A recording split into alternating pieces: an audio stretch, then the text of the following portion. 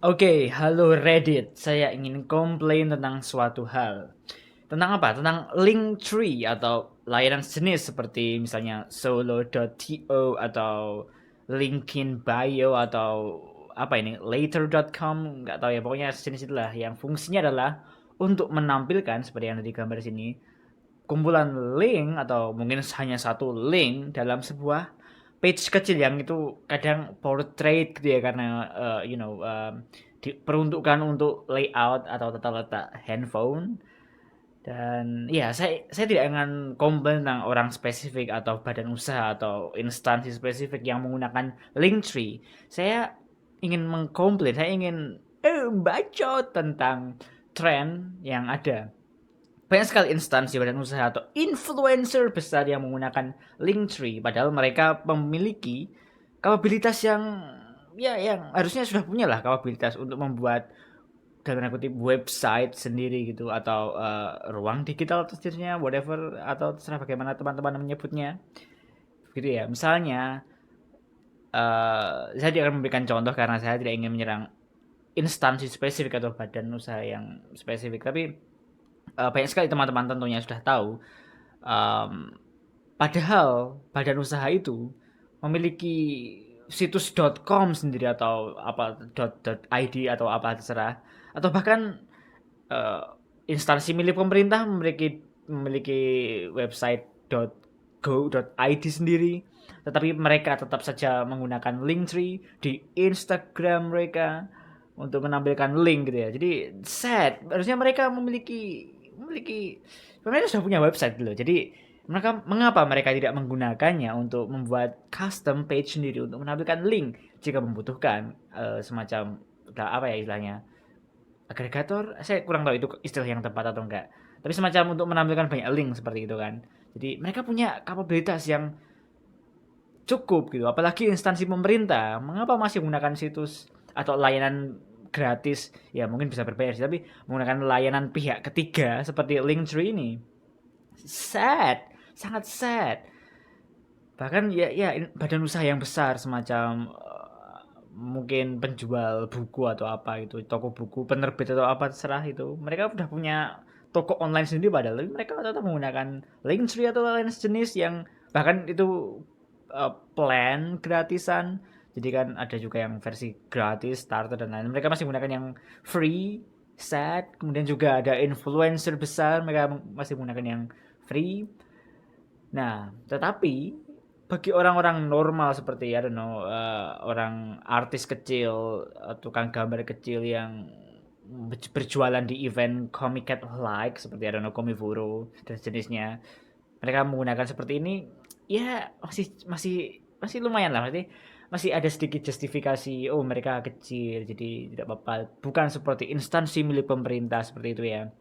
Tetapi sebenarnya jika mau beliau orang ini atau atau individual kecil lainnya yang bukan badan usaha atau bukan influencer besar, mereka dapat membuat website sendiri. Tapi kan bang, berbayar bang, jadi saya nggak mau bayar website, aduh, seperti gunturkaton.com atau sejenisnya, saya kurang tahu.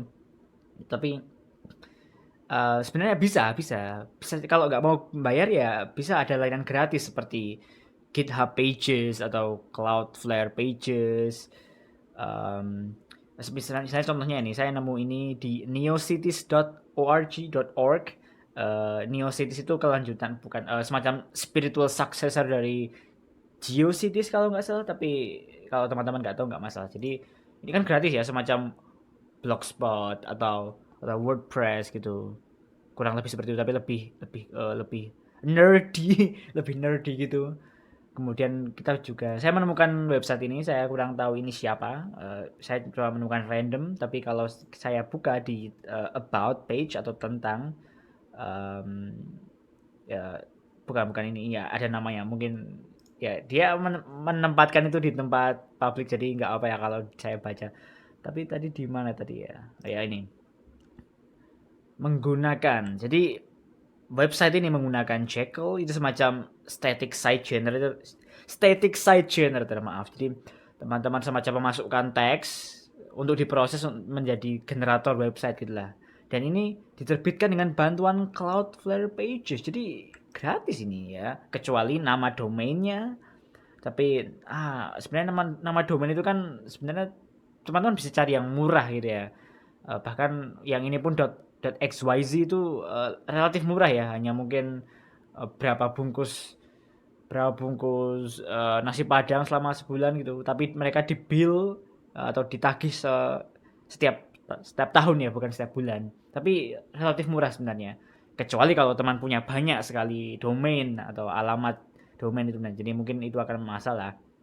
Tapi kalau teman-teman mau hemat, teman-teman bisa menggunakan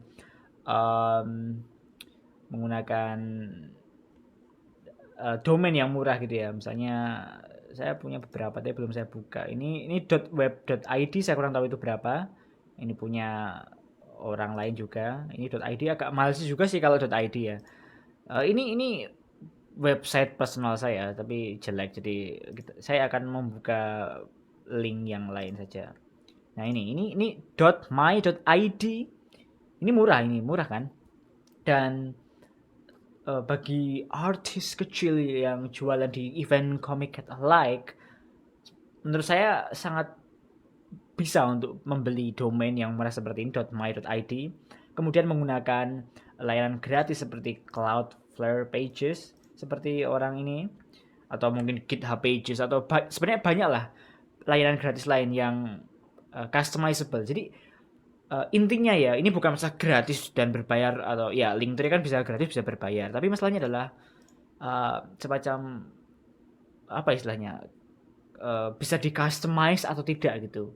Nah kalau di Linktree ini kan apa itu, cuma semacam ini loh, semacam halaman portrait yang diperuntukkan untuk smartphone dan hanya ada beberapa link, dan ya mungkin ada semacam fitur analytics atau integrasi dengan Patreon atau apa, saya kurang tahu, mungkin ada analitiknya juga. Tapi bagi artis kecil yang berjualan di event Comic Cat Like, atau penulis buku kecil, atau I don't know, komikus atau apa gitu lah, atau content creator kecil yang yang mau mencari nama di internet, menurut saya tidak perlu yang aneh-aneh semacam analytics atau integrasi macam-macam gitu ya. Saya kurang tahu. Coba kita lihat di sini fiturnya apa saja sih.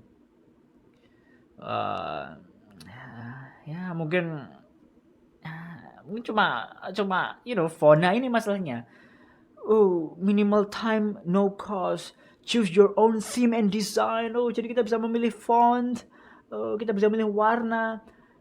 Ini kelihatannya convenient, kelihatannya mudah gitu, kayak memudahkan, bukan mudah tapi memudahkan. Tapi sebenarnya kebebasannya jauh lebih besar kalau kita menggunakan layanan lain, seperti misalnya kalau menggunakan Cloudflare Pages, GitHub Pages, atau bahkan ya maksudnya membuat website sendiri menggunakan static site generator semacam Jekyll. Kalau saya menggunakan Hugo, tapi konsepnya mirip-mirip gitu ya.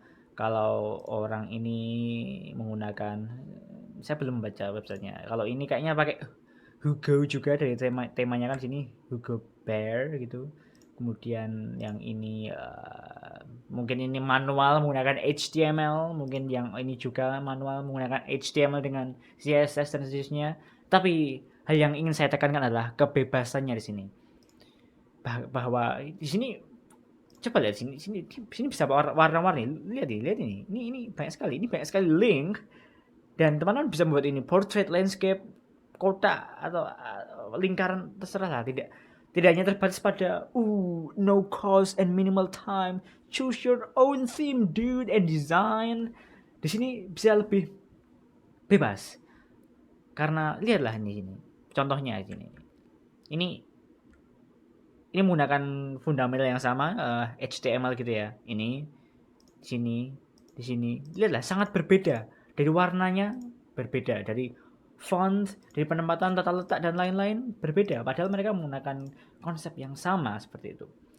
I don't know, ini hanya saya punya dua mood: komplain tentang technology, komplain tentang internet, sosmed dan seterusnya, tapi itu mood pertama saya. Mood kedua adalah saya pengen pengen tinggal di hutan atau ya udah terserah.